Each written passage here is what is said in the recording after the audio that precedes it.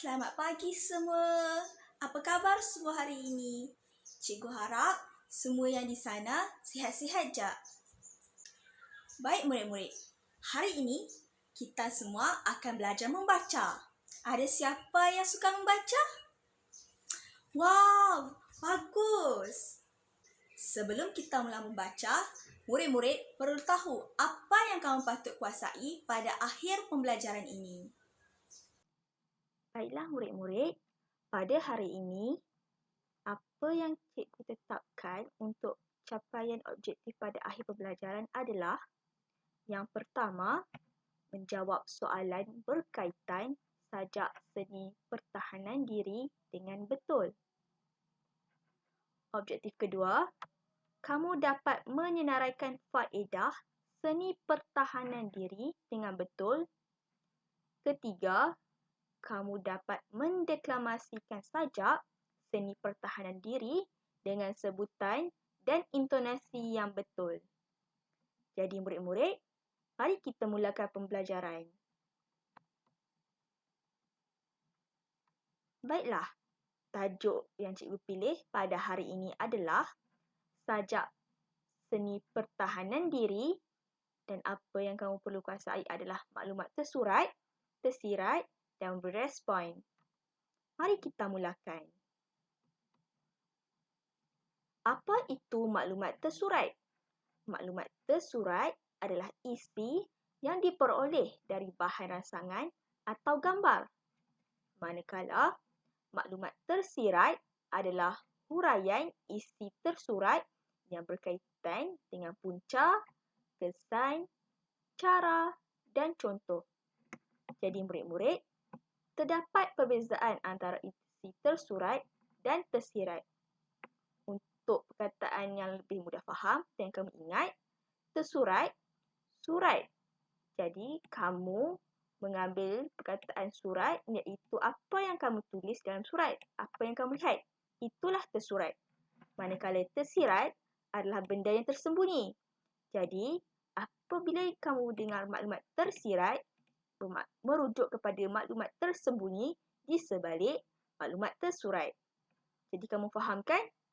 Cikgu harap kamu boleh ingat maklumat ini sampai bila-bila. Mari kita lihat contoh pula.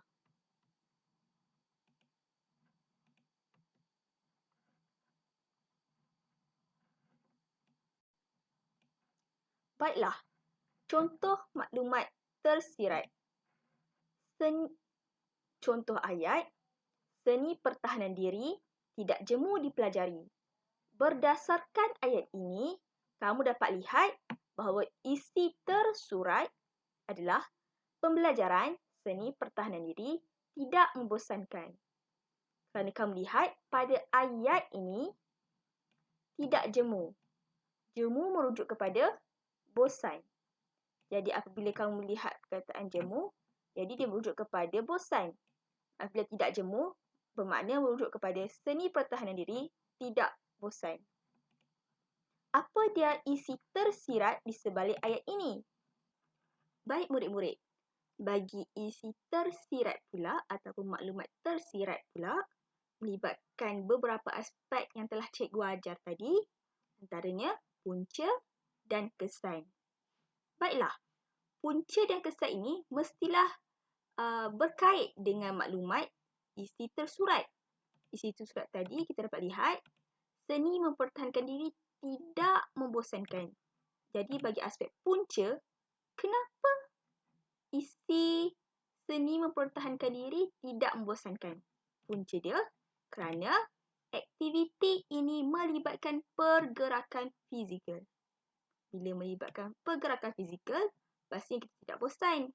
Jika kita lihat dalam kelas, kalau cikgu buat aktiviti yang bergerak, pastinya kamu tidak mengantuk. Samalah dalam seni pertahanan diri ini. Manakala bagi aspek kesan pula, kesan apabila seni mempertahankan diri ini tidak bosan, otak kita bergerak. Otak bergerak dan tidak mengantuk. Menyebabkan isi antara kesan, isi tersurat ini. Jadi kenapa boleh otak bergerak dan tidak mengantuk? Kerana bila kita bergerak, kita menghirup lebih banyak oksigen, jadi otak kita bergerak sejajar ataupun selari dengan kita punya pergerakan. Sebab aktiviti pertahanan diri tadi kan melibatkan pergerakan. Boleh? Baik. Sekarang kita akan teruskan aktiviti pembelajaran kita dengan aktiviti membaca. Kamu semua pasti rindu untuk membaca, kan? Mari kita mulakan aktiviti membaca.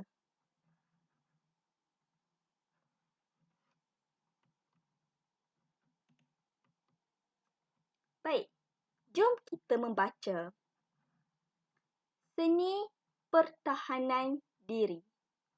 Baik, sebelum itu cikgu mahu kamu ikut cara cikgu membaca di rumah. Boleh?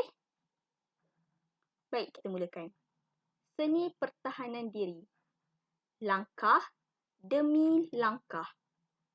Tingkah bertingkah. Hebatnya seni pertahanan diri. Terpikat hati untuk diketahui. Buku dibuka, ilmu dicari. Laman sesawang dilayari. Seni pertahanan diri. Tidak jemu untuk diketahui.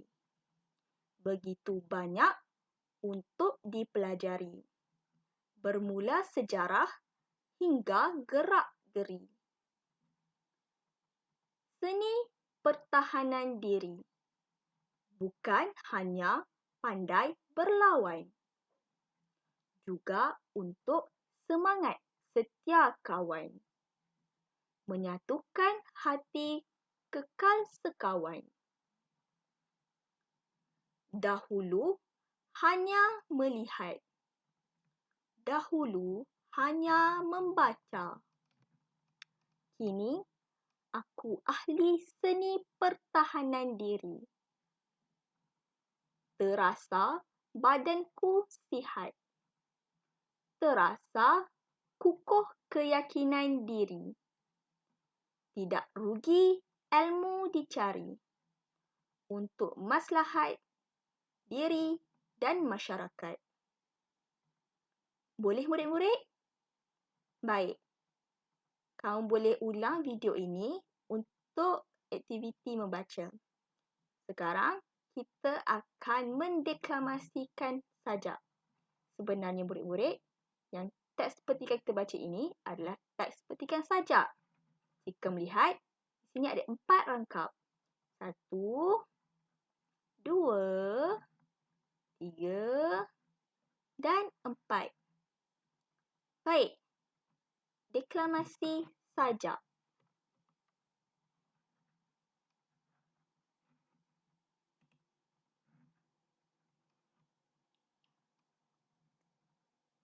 Deklamasi sajak ini memerlukan intonasi yang berbeza daripada kita baca, ya murid-murid.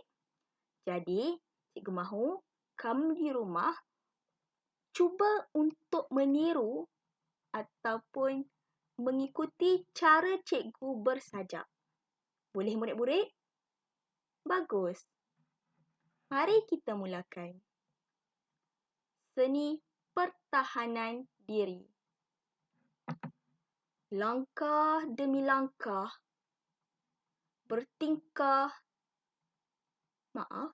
Tingkah bertingkah. Hebatnya seni pertahanan diri. Terpikat hati untuk diketahui. Buku dibuka, ilmu dicari. Laman sesawang dilayari. Rangkap kedua. Seni pertahanan diri. Tidak jemu untuk diketahui. Begitu banyak untuk dipelajari. Bermula dengan sejarah hingga gerak-geri. Seni pertahanan diri. Bukan hanya pandai berlawan. Juga untuk semangat setia kawan. Menyatukan hati kekal sekawan. Dahulu hanya melihat. Dahulu hanya membaca. Kini aku ahli seni pertahanan diri. Terasa badanku sihat. Terasa kukuh keyakinan diri. Tidak rugi ilmu dicari untuk maslahat diri dan masyarakat.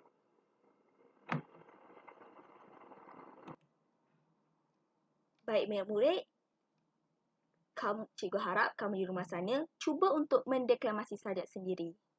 Sekarang kita akan terus ke aktiviti bermain sambil belajar. Jadi kamu pergi ke grup WhatsApp dan kamu klik link yang cikgu sertakan di sana. Jumpa lagi murid-murid. Bye-bye.